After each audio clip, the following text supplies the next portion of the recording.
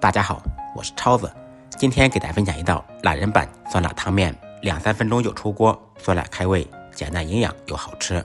话不多说，接下来开始操作。首先准备酸辣汤底，2-3根小葱，清洗干净，切成小葱花，切好以后放入碗中。再来2-3粒大蒜，趁其不备，拍碎剁碎。切好的蒜末跟葱花放在一起，放入88粒白芝麻，2小勺辣椒面，辣度根据个人口味放。起锅，锅烧热，放少许油，油热以后放入10粒花椒，爆出香味。把花椒炸糊炸香以后，用米篓捞出来控油备用。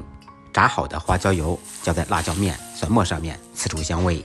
放入2小勺生抽，2小勺香醋，半小勺蚝油，适量的毛毛盐，一点点白糖提鲜，中和味道。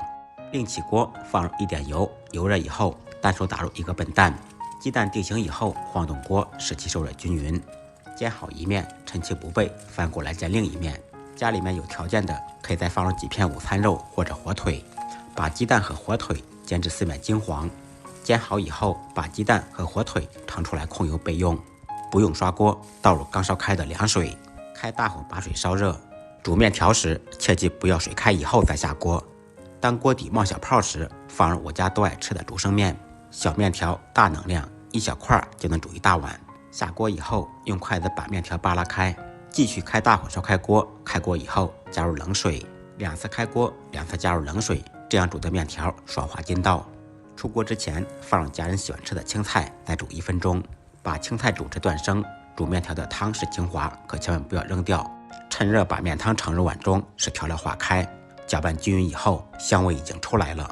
放入煮好的面条、煎好的笨蛋、火腿肠和青菜。1碗超好吃的酸辣汤面就做好了。这样做的汤面，我家孩子每次都能吃1大碗，不仅味道好，关键是简单又营养。学会的朋友点赞收藏，转发给您最爱的人。爱一个人，从1日3餐做起，再忙再累，记得按时吃饭。下期视频见，拜拜。